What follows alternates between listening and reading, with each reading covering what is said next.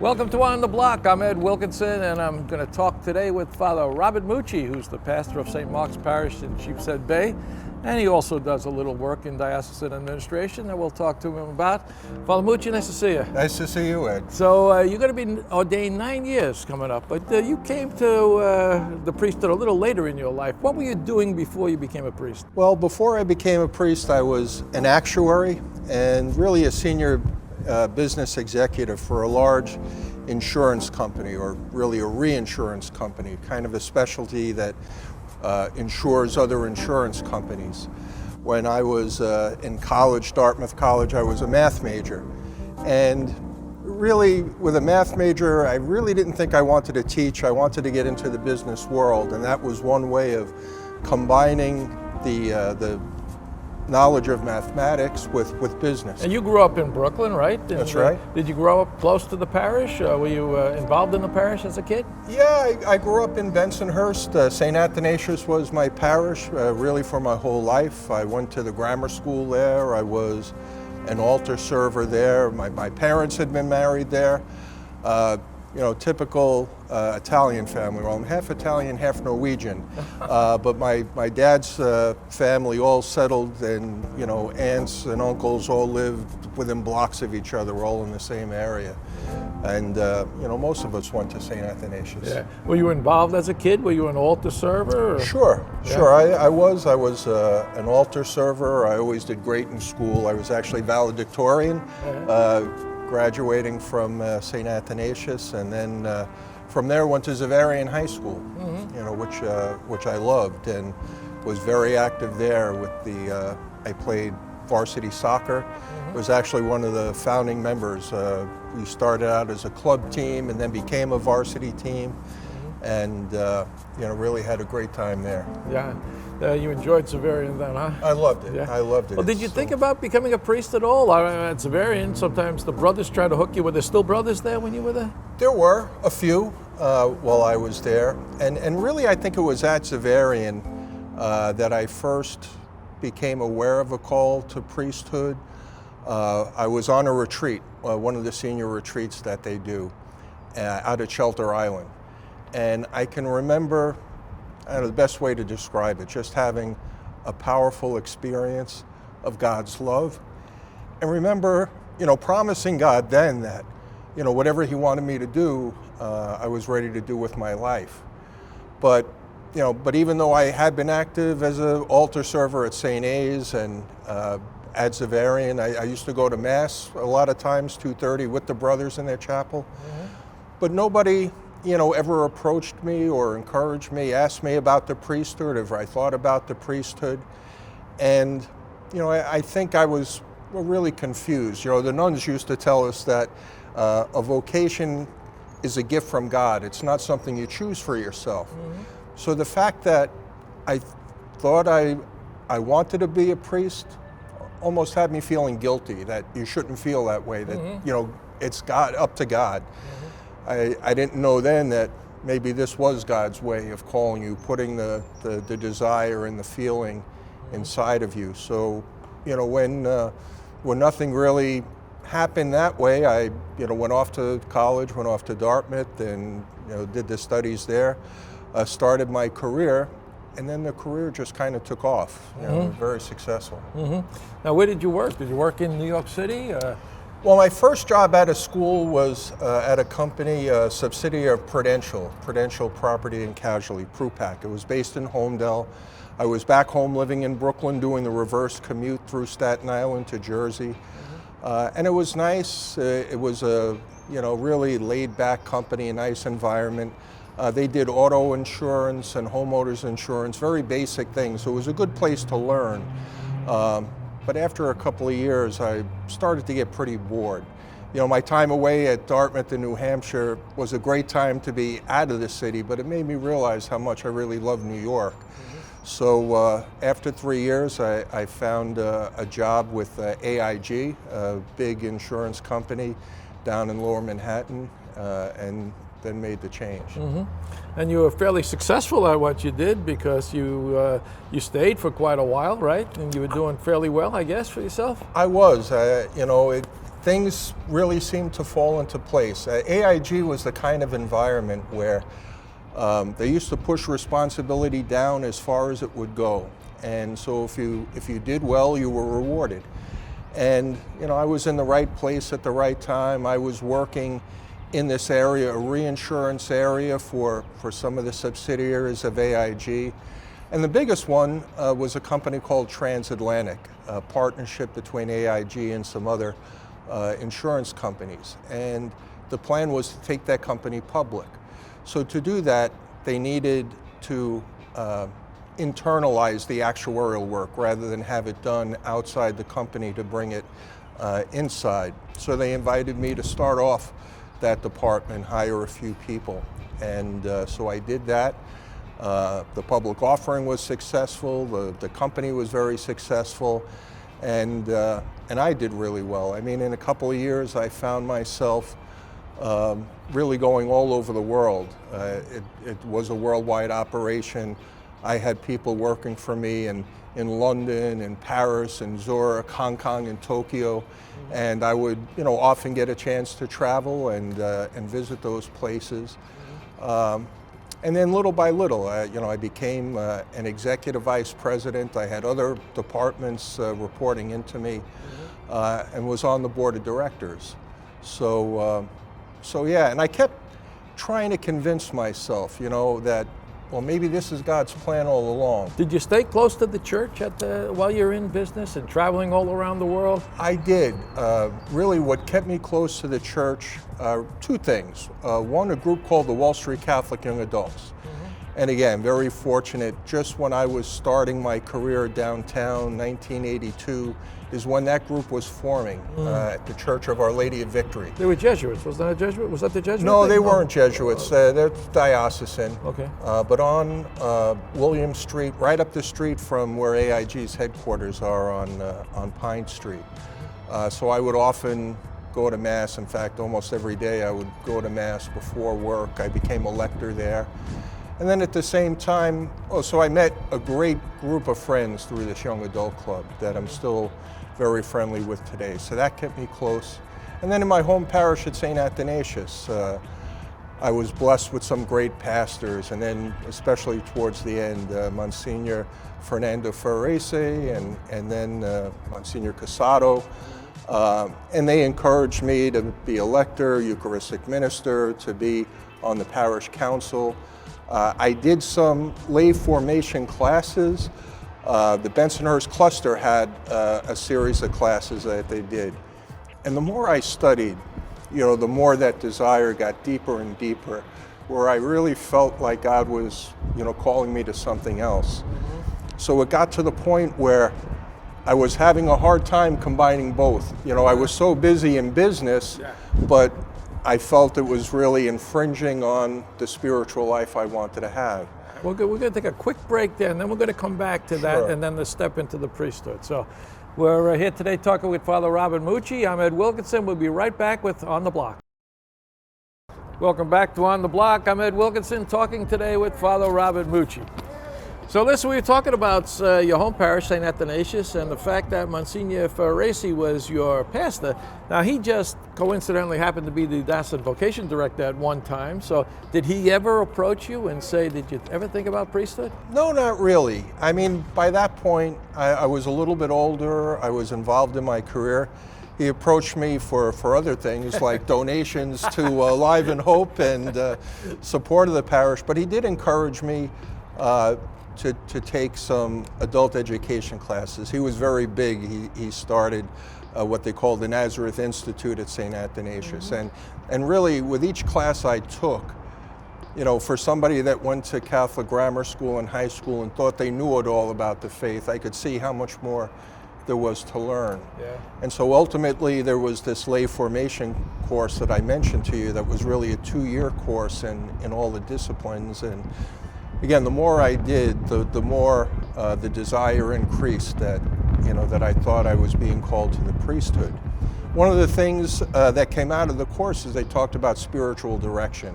I hadn't really heard about that before.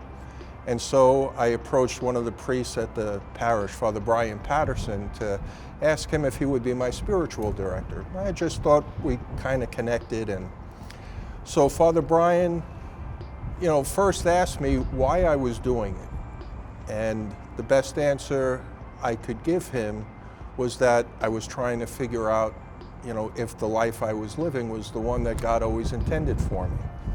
So he said, well, what makes you think it isn't? I said, well, I never said it wasn't. Maybe it is, but I'm just trying. He said, no, something must be there. Something must be driving you to do this. So it took a little bit, but he finally got me to open up about all the feelings I've been carrying around inside of me for so long for priesthood. And I remember telling him, I said, but at my age, I guess I would have been in early mid-40s by that point, and where I am at my career, I'm doing so well, I'm making all this money, probably doesn't even make sense to think about the priesthood anymore.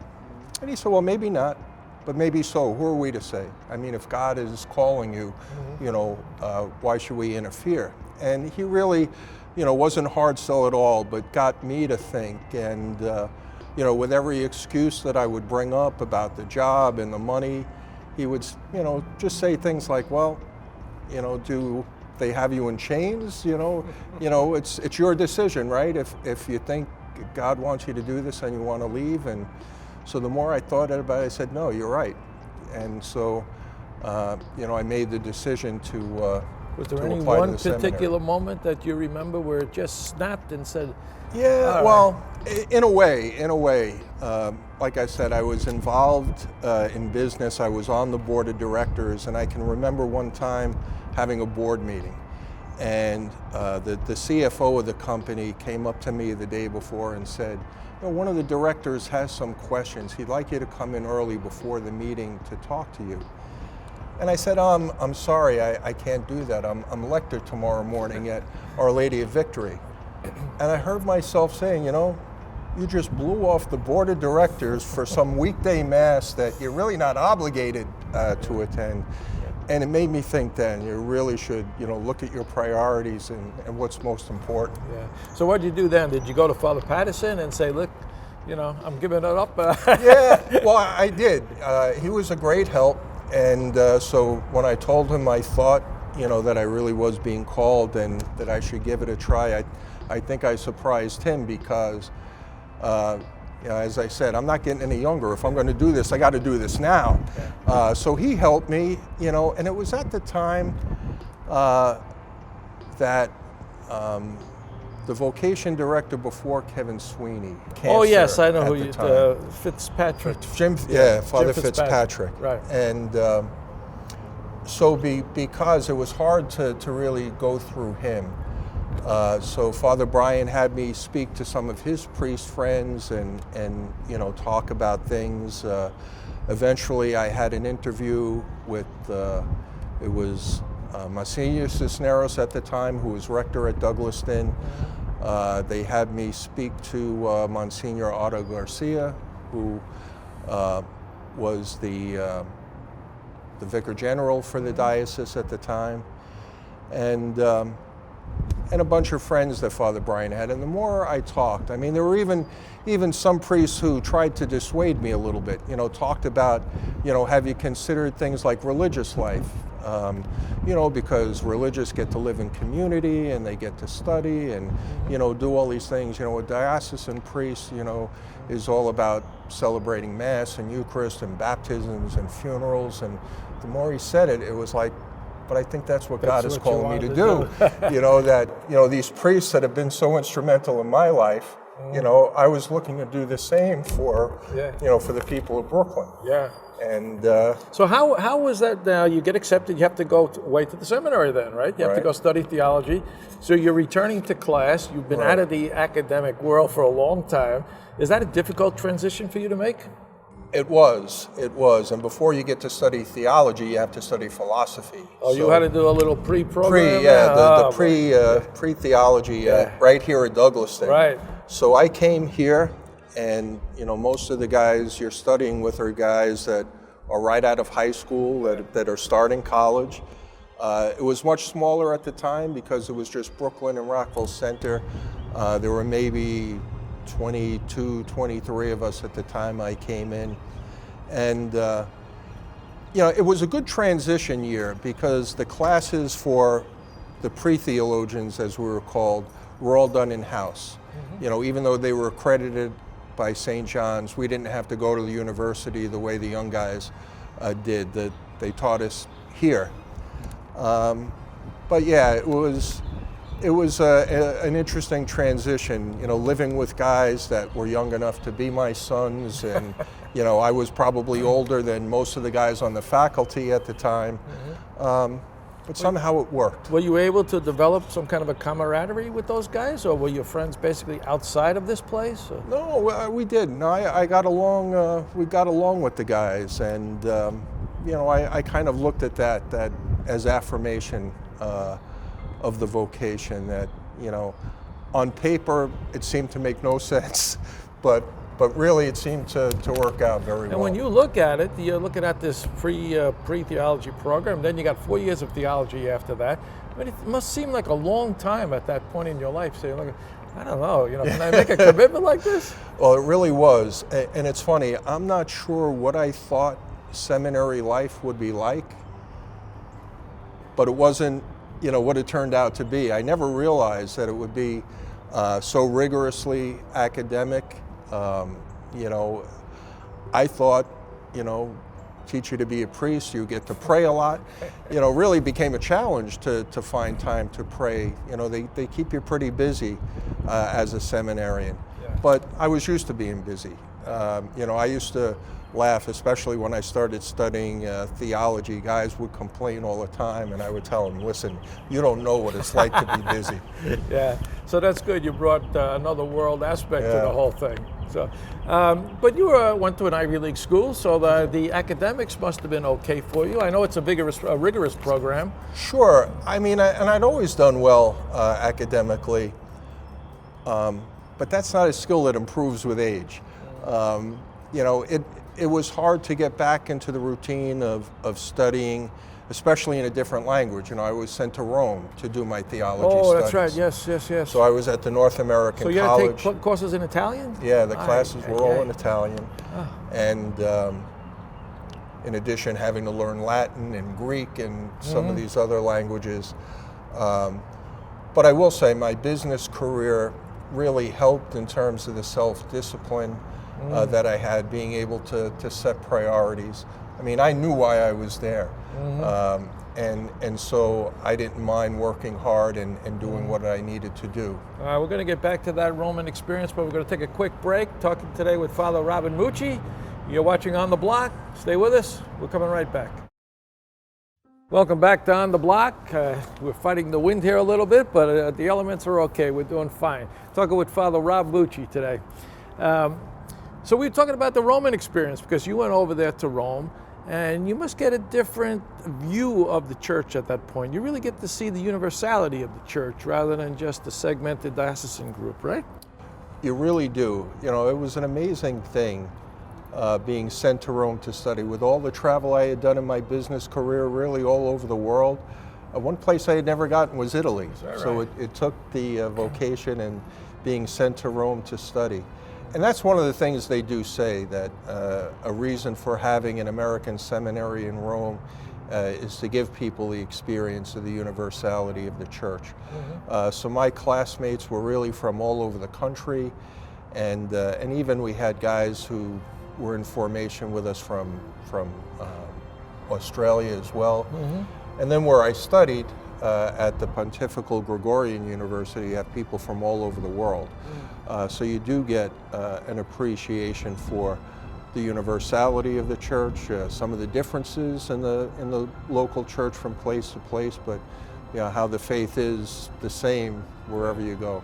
What do you remember most about Ordination Day? You came back here, Bishop Daly. Was it Bishop Daly? Or? No, Bishop DiMarzio was the bishop. Okay. But the year I was ordained was the year that Bishop DiMarzio had his heart surgery. Oh, yes. So I was actually ordained by Bishop Caggiano. Okay, and, it was an amazing day, for something that I guess I had thought about for so long in my life. I know the day before, to try to put everything out of my head. I mean, and as a guy a little bit older, I mean, I had friends from college coming, friends from the business world coming, lots of family, even family from Norway came over for the ordination. And but I wanted to get away from that. So Monsignor Strankowski, who was the rector at St. James at the time, I asked him if I could spend the night before with him in the rectory there, so I could, you know, really take some time in prayer and get ready. And it was a great day. What is there a part of the ceremony that you remember most, like to today? Like I've talked to many priests about this, and there's always a specific part of the ceremony that stands out in their mind.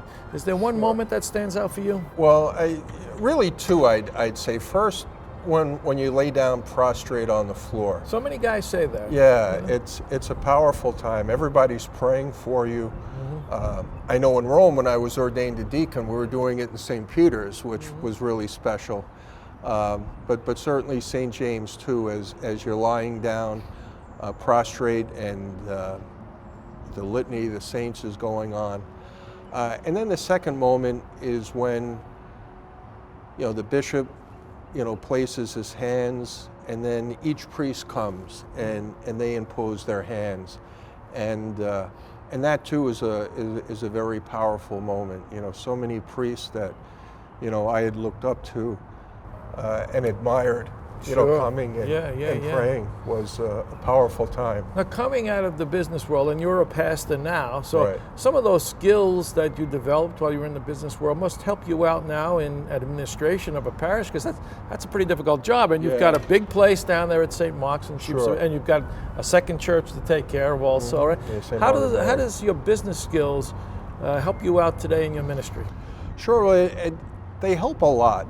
And it's interesting because, you know, whenever I look back, if there were any regrets with my priesthood being so delayed, you know, I quickly remember, you know, God has a plan. And I'm sure all those things I picked up in the business world, really managing people is an important skill, and how to set priorities, how to do multiple tasks, multitask at the same time. You know, for me, being an actuary, I was always very analytical. So being able to, you know, understand a balance sheet and being able to, you know, forecast or, you know, make some educated guesses about things that are going to take place. All those things really helped out a lot. Now, you also do some work in the Chancery, you know, in administration. Tell us a little bit about what your duties are over at 310 Prospect Park West. Sure.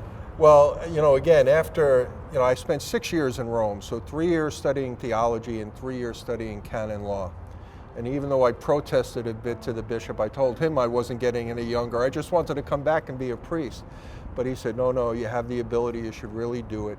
And so coming back, he was going to put that to good use. So after all the studies in Rome, besides, well, first I was assigned to St. Mary, Mother of Jesus, where I was a parochial vicar, Monsignor Andrew Vicari, who had worked in the Chancellor's office before. So it was great. He was a great resource to be with. And, you know, in the work at the Chancery, I get involved in a lot of marriage work, dispensations for mixed marriages, visums for couples that are going to get married outside the diocese, all these destination weddings these days, all that type of thing I get involved in. My first couple of years I was also a judge on the tribunal, and I guess technically I am still a judge, but once I was made pastor, they didn't assign me any new cases for that, thanks be to God. It was just the work at the Chancellor's office, which I usually do 2 days a week, Mondays and Thursdays. If somebody comes to you in the parish today, a young man, and says, I'm thinking about becoming a priest, what would you say to him? Well, first I'd say pray about it. You know, it's important to stay in touch with God, but not only, you know, pray yourself, but to find a good spiritual director, find somebody that you can share your feelings with, that can really help guide and talk about it. But don't keep it to yourself the way I did for so long. And then, the most important thing is when we do what God created us to do, that's when we work best. And I know that even though I loved my job, I loved what I was doing, I was good at it, I was successful, but all those things, I think, almost in a way made it easier for me to leave, that I knew I was leaving for the right reason. And now being a priest, I just love being a priest. And it's totally different, the feeling of satisfaction and contentment that you get, that this is what you were always created to do. Right. Great story, Father Mucci. Thanks for sharing it with us today. Thank you, Ed. You've been watching On the Block. Our guest has been Father Robert Mucci. Thanks to Father Mucci. Thanks to you for watching, and we'll see you again next time. Take care.